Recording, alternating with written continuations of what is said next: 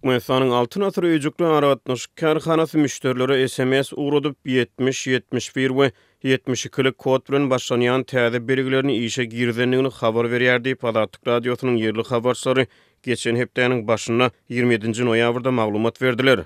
Täze belgiler häzirlikçe diňe ozal öz adyna sim kartlary bolmadyk adamlara satylýar diýip ulanjylar aýdýar. Şeýle-de täze belgiler 4G ulgamynyň üstü bilen internete baglanýar. Bu täzelik Türkmenistanyň dürli sebitlerine hususan soňky bir näçe ay bäri sim kart gyçylygyna sebäp bolan müşteriler tarapyndan hoşarlyk bilen kabul edildi. Bu täzelik Altyn asyryň taryhyna begençli waka boldy diýip bir müşteri aýdýar. Salam News elektron neşri 7. oktýabrda mobil aratnaş kärhanasynyň 71'lik kod bilen başlanýan täze belgileri müşterileri hödürläp başlanýanyny habar berdi. Mundan öňe bu kampaniýanyň öýjükli aratnaş ulgamyny 61, 62, 63, 64 we 65 kodlar bilen başlanýan telefon belgileri hereket edýärdi. Ulanyjylar täze kodlar bilen başlanýan belgiler arkaly içerik serwerlerde belli galynan internet sargylaryna aňsat girilýänini aýdýarlar. Şol bir wagtda käbir ulanyjylar täze belgileriň üstü bilen VPN hyzmatlaryna baglanmagyň kynlaşanyny aýdýarlar. Täze belgileriň üstü bilen internet ulgamyna baglanyp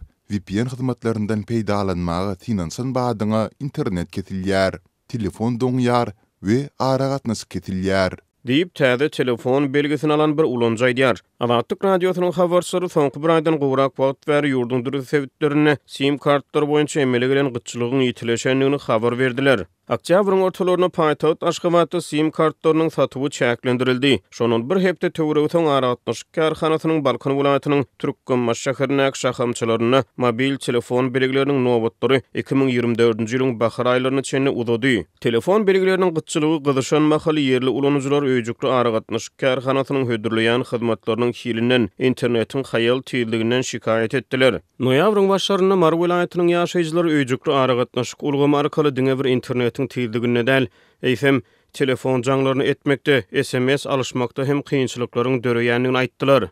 Täze belgilerin işe girdilmegi bilen sim kart nowatlarynyň aradan aýrylmagyna garaşlýar. Bu aralykda Altyn Asır öýjükli aragatnaş kärhanasy Aşgabatda noýabrda geçirilen iri aragatnaş forumynyň dowamyna özüniň eSIM, embedded SIM belgilerini ýagny virtual belgiler müşterileri hödürläp başlaýanyny oglan etdi. Ýöne internetiň haýal tüýliginden, mobil aragatnaşyň peshilinden, çäklendirmelerden we petiklemelerden ejir çekýän raýatlar ýurdun dürli sebitlerine fiziki sim belgileri kadaly hyzmat hödürläp bilmeýän mahaly virtual belgileriň hyzmatlaryna ikirjiňli çemeleşdiler. eSIM kartlary köpden soňky çykan smartfonlary, planşetleri, kompýuterlary we beýleki akaly ulgamlary ornaşdyrylýar. Türkmenistanyň hökümeti ilatyň internet aragatnaşygyny berk gödäwçilikde saklamakda we online maglumat akymyny çäklendirmekde tankid edilýär. Resmi beýanatlarda ýurtda internetiň berk çäklendirilmegi barada habarlar inkar edilýär. Resmiler umumy internet ulanjylarynyň agramly böleginiň mobil internet hyzmatlarynyň peýdalanýanyny aýdýarlar. Resmi maglumatlara görä Türkmenistanyň häzirki wagtda 3 milyon 100 miňden gowrak internet ulanjysy bar. Şolaryň 2 milyon 700 miňden gowragy mobil internetden peýdalanýar. Altyn Asır ýapyk görnüşli paýdarlar jemgyýeti ýurdun ýeketäk mobil operatory bolup bu kompaniýa ýurdun öýjükli aragatnaşyk ulgamyna monopoliýany saklaýar.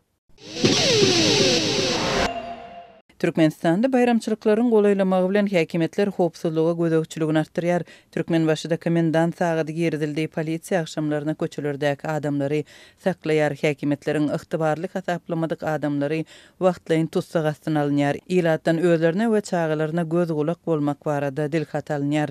Türkmenbaşynyň ýaşaýjylary betaraplyk we täze ýyl bayramçylyklaryna ýangyn howpsuzlygyny berjäy etjekdiklerini, oturulşy kuramajakdyklaryny we üýşmeleňlere hem özleriniň hem de çağalarynyň gatnaşmajakdygyny ýazmaça görnüşde kepil geçmäge mejbur bolýarlar. Ýangyn howpsuzlygynyň işärleri öýme-öý aýlanyp ýaşaýjylara ýörite kagyda gol çekdirýär. Ýangyn howpsuzlygy gullugy öýleri aýlanyp raýatlardan ýangyn howpyny düşündirýär we hata gol çekdirip alýarlar. Elektrik enjamlary hem barlaýarlar. Dip Azatlyk radiosynyň habarçysy 7 dekabrda Balkan welaýatynyň habar berdi. Şeýle resmi nama gol çeken raýat talaby bozan halatynda jogapkärçilige çekilmäge razylyk bildirýär. Ilata bayramçylyklarda oturulşy guramazlyk we enatalaryň düzgün bozan çağalary üçin jogapkärçilige çekiljegi barada şuňa meňdeş duýduruşlar öňe berilipdi.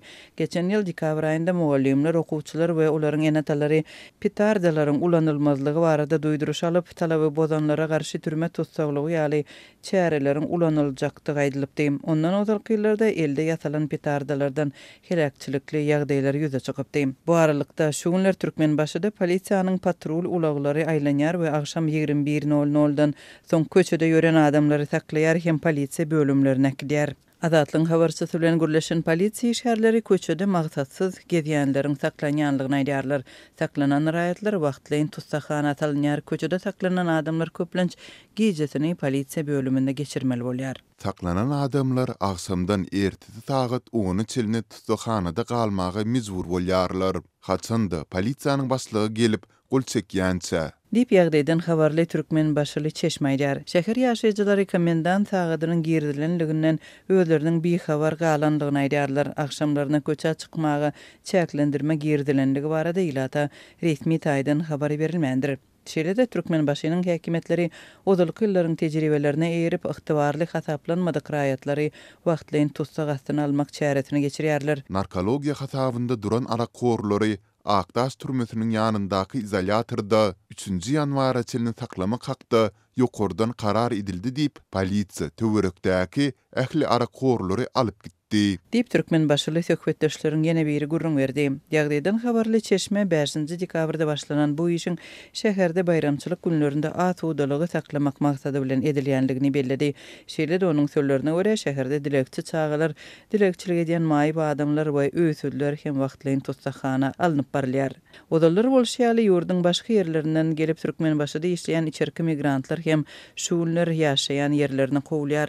Olardan 10-njy ýanwardan öň Balkan vilayatyna gelmejekdikleri hakda dilhat alynýar diýip çeşmeýdär. Mundan daşary alkogol içkileriniň we çilimiň sowdasyna gözegçilik hem güýçlendi. Sowda nokatlarynda alkogol içkileriniň hem temmäki önümleriniň satylmazlygyna gözegçilik edilýär. Yerli häkimetler we polisiýa çäklendirmeleriň sebäbini düşündirmeýärkä bu ýagdaý ýurduň bitaraplyk gününe we täze ýyl bayramyna taýýarlyk görýän wagtyna gabat geldi. 10-njy dekabrda bellenýän bitaraplyk senetiniň öňýany ýurtda ýyllar boýy howpsuzlyk çäreleri güýçlendirilýär we ila türli çäklendirmelere sebäp bolýar. Ýurduň bir vilayetinden paýtagta ýa-da başga iri şäherine baryp gazanç edýän içerki migrantlar ýazga duran ýerlerine uğradylýar. Narkologiya hasabynda duranlar wagtlaýyn tutsak astyna alynýar, ilatyň hereket azatlygy çäklendirilýär. Russiýanyň Ukrainanyň Izmail etrafyndaky möhüm däne infrastrukturasyna 7-nji dekabrda dronlar bilen uran darbaty netijesinde bir adam helak boldy. Şeýle-de port dehgalaryna zeper ýetdi. Bu barada Odessa regionunyň häkimi Oleg Kiper özüniň Telegram kanalynda ma'lum etdi. Mundan öň Ukrainanyň harbylary Russiýanyň 7-nji dekabrda Odessa we Khmelnytski regionlaryna atan Iranda öndürilen dronlarynyň 18-sinden 15-siniň atylyp urulandygyny habar berdiler. Harbılaryň Telegramda ýerleşdiren maglumatynda Shahed 136-131 kysymly dronlaryň Moskwanyň okupirlan Krim regionundan atylandygy bellenilýär. Russiýaly terroristler 2 sagat çemesi Izmail etrawyna dronlar bilen hüjüm etdiler. Biziň howa hüjümünden gorunuş güýçlerimiz Shahed kysymly dronlaryň aglabasyny urup düşürdi. Emma gynansak-da gelip degen urgular boldy diýip Kiper belledi. Olar ýürütilip Danube port infrastrukturasyna hüjüm etdiler. Ammara däne elewatoruna we ýük ulaglaryna zeper ýetdi. Ulaglaryň biriniň sürüjüsi helak boldy diýip Kiper nykdy we hüjümüň netijesinde dören ýangynyň gysga wagtyň içinde söndürilendigini sözüne goşdy. İýulda BMG-niň araçylyk etmeginde gelinen däne ılalaşygynyň bozulmagyndan soň Ukraina azyklary daşamak üçin Ruminiýanyň serhedine gola ýerleşýän Danube portlary ulanyp başlady we haritlary Ruminiýanyň Gara deňizdäki Konstanta portuna daşap başlady. Sondan bäri Russiýa Ukrainanyň Gara deňizdäki esasy portunyň ýerleşýän Odessa sebitini we 2 sany Danube portlaryny dronlar bilen dowamly nysana alyp başlady. Hüjümleriň netijesinde ýeten möhüm ziýan sebäpli Ukrainanyň däne eksportynda bökdönçlikler döredi. Bu ağırlykda Ukrainanyň güýçleri ýurdun gündogrundaky Avdiivka, Senagat şäherine Russiýaly güýçleriň ýygzamlaşan hüjümlerine garşy durýarlar. Russiýanyň eserleri ençe mühipde bäri Gündogurdaky Donetsk regionunda yerleşýän bu şäheriň daşyny gabamak ugrunda tagallay edýärler. Avdiivka Ukrainanyň garşy duruşynyň soňky simwollarynyň birine öwrüldi. Russiýa 2014-nji ýylda Donetsk regionunyň köp sewtlerini, sol tanda ady bir şäheri hem basyp alanda, Avdiivka Ukrainanyň gödökçüliginde galypdy. Ukrainanyň güýçleri soňky 24 sagatyň dowamında Avdiivka ugru boýunça Russiýanyň 34 hüjümini ýa-da testirdi. Bu front çyzygy boýunça Kiýewiň garşy duran 91 hüjüminiň üstün birini düzýär diýip Ukrainanyň ýaragly güýçleriniň baş harby staby 7-nji dekabrda ýerden maglumat berdi. Söwüş meýdanyndan gowuşan maglumatlary garaşsyz ýagdaýda tasdiklatmak mümkin däl.